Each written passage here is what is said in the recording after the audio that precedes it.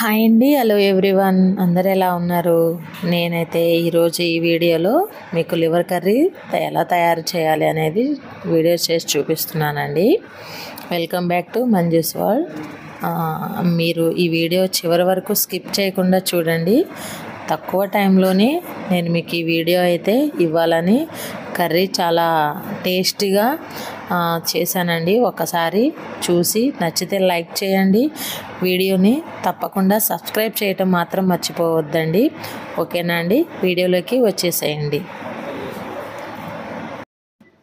ముందుగా మనకైతే లివర్కి వచ్చేటటువంటి కందనకాయలు అనేవి ఉంటాయి కదండి, అవి కొంచెం గట్టిగా ఉంటుందండి. లివర్ అనేది త్వరగా బాయిల్ అయిపోతుంది. ఇది కొంచెం టైం తీసుకుంటుంది కాబట్టి వీటిని ఫస్టే నేనైతే బాయిల్ చేస్తానండి. వీటిని ఒక కళాయిలోకి శుభ్రంగా కడుక్కొని ముక్కల్ని నైస్గా అలా ఆ సైజులో కట్ చేసుకొని వాటర్ పోసి కొంచెం పసుపు కొంచెం ఉప్పు వేసుకొని ఉడికించుకోవాలండి వీటిని. ఎందుకు అని అంటే ఇవి త్వరగా మనకి లివర్ ఉడికినంత త్వరగా ఇవి ఉడకవు అన్నమాట. అందుకని చెప్పేసి వీటిని ఉడికించుకోవాలన్నమాట ఒక మూత పెట్టేసుకొని. ఈలోపు మనము గరం మసాలా అనేది తయారు చేయాలన్నమాట. దాంట్లోకి మసాలా పేస్ట్ అన్నమాట ఇది.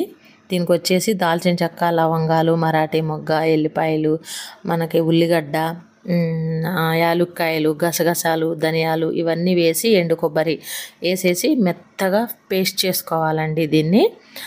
ఈ పేస్టు మనం పక్కన పెట్టేసుకోవాలన్నమాట. సో నెక్స్ట్ ఉల్లిగడ్డ కూడా వేసేసి మెత్తగా పేస్ట్ చేసుకొని దీన్ని పక్కన పెట్టుకోవాలన్నమాట. ఇప్పుడు ఈలోపు మనకి ఈ కందనకాయలు అనేది బాయిల్ అయిపోతాయండి. ఆ వాటర్తోనే ఎగిరేలాగా బాయిల్ చేసుకోవాలన్నమాట. వాటర్ని అనేది తీసేయొద్దు, దాంట్లోనే ఉడికిపోవాలన్నమాట. ముక్క కతుక్కొని ఆ వాటర్ అనేది ఉడికిపోతాయి అన్నమాట. సో ఇలా ఉడికిన దాన్ని ఒక గిన్నెలోకి తీసుకోవాలన్నమాట. తీసుకొని దాన్ని పక్కన పెట్టుకోవాలన్నమాట. నేను ఇప్పుడు వాటిని తీసేస్తున్నాను అన్నమాట. వీడియోలో చూపిస్తున్నట్లు ఒక గిన్నెలో తీసి వీటిని పక్కన పెట్టేసుకొని మళ్ళా కర్రీ కూడా మనకి ఇదే కళాయిలో కర్రీ అయితే తయారు చేసుకుందామండి. దీంట్లో ఫస్ట్ అయితే ఆయిల్ పోసుకోవాలన్నమాట. లివర్ కర్రీకి కూడా కొంచెం ఆయిల్ అనేది పడుతుందండి. నాన్ వెజ్ కర్రీస్కి కొంచెం ఆయిల్ ఎక్కువగానే పడుతుంది కదా, ఎందుకంటే వాటిలో ఉన్న నీచు వాసన అనేది రాకుండా ఉండాలి అని అంటే ఆయిల్ కొంచెం ఉండాలండి. సో తర్వాత దీంట్లో ఎండుమిర్చి అలాగే ఉల్లి ముక్కలు వేసేసుకొని కొంచెం తిప్పుకోవాలండి. అంటే మనం ఇందులో తాలింపు గింజలు అనేది వాడాము కాబట్టి ఆనియన్స్, ఎండుమిర్చి అనమాట. అలాగే ఒక 2 స్పూన్ల అల్లం పేస్ట్ అయితే వేసుకొని పచ్చివాసన పోయేదాకా వేపించుకోవాలండి.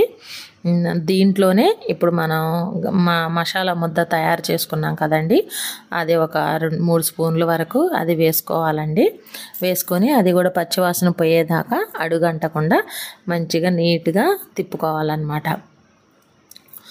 ఇంకా మనకి నెక్స్ట్ వచ్చేసి కొంచెం లైట్గా పసుపు అండి. ఫస్టే పసుపు వేయకూడదు అనమాట, ఎందుకంటే మసాలాలు అడుగంటుతాయి అనమాట. నేను ప్రతి కర్రీలోనూ పసుపు అనేది ఫస్ట్ వేయనండి, మసాలా వేగిన తర్వాతే వేస్తానన్నమాట.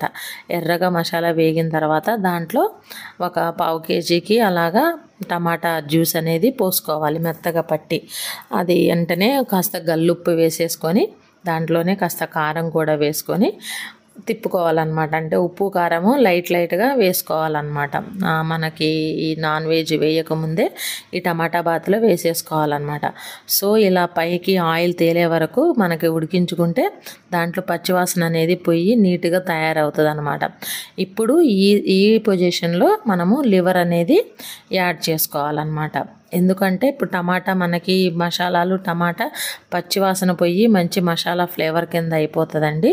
సో ఇప్పుడు మనం ఈ లివర్ అనేది యాడ్ చేసేసి నీట్గా తిప్పుకోవాలన్నమాట. అడుగంటకుండా మంచిగా ముక్కకి ఉప్పు కారము మసాలా పట్టేలాగా తిప్పుకోవాలన్నమాట. ఇలా మనం తయారు చేసుకున్న దాంట్లో మళ్ళీ ఇప్పుడు మనం బాయిల్ చేసుకొని పక్కన పెట్టుకున్నాం కదండి, ఆ లివర్ను కూడా ఈ స్టేజీలో యాడ్ చేసుకోవాలన్నమాట.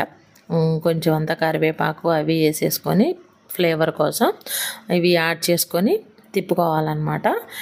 సో చూడండి, ఇలా నిదానంగా మనకి ఎక్కడ అడుగంటకుండా తిప్పుకోవాలన్నమాట. తర్వాత వచ్చేసి దీంట్లో మనకి ఫైనల్గా ఉప్పు కారాలు అనేది చూసుకోవాలండి.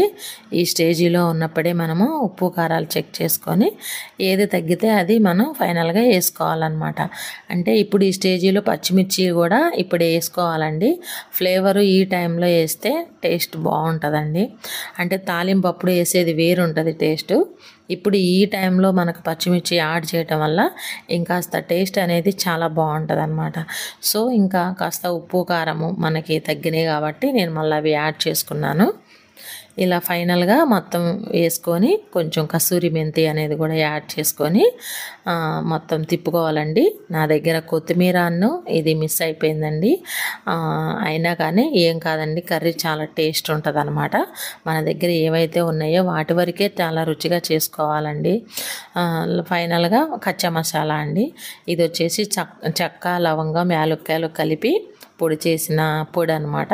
అది ఫైనల్గా ఒక స్పూన్ వేసేసుకొని మంచిగా నీట్గా కలియదిప్పుకోవాలండి. అంటే కొత్తిమీర పుదీనా నాన్ వెజ్లో కంపల్సరీ వేస్తే ఇంకా టేస్ట్ బాగుంటుందండి. ఇప్పుడు నేను ఇంటి దగ్గర చేసి చూపిస్తున్నాను కాబట్టి నాకు అందుబాటులో లేదు. హోటల్లో కంపల్సరీగా వాడతామన్నమాట. సో ఇలా ఆయిల్ పైకి తేలింది అంటే మనకు కర్రీ తయారైపోయినట్లేనండి. ఇంకా ఈ వీడియో చివరి వరకు స్కిప్ చేయకుండా చూడండి. మీలో ఎవరైనా ఇలాగా ఈ తయారీ విధానం కనుక నచ్చితే ఒక చిన్న లైక్ అయితే చేయండి. ఛానల్ని సబ్స్క్రైబ్ చేయండి. Thank you so much everyone.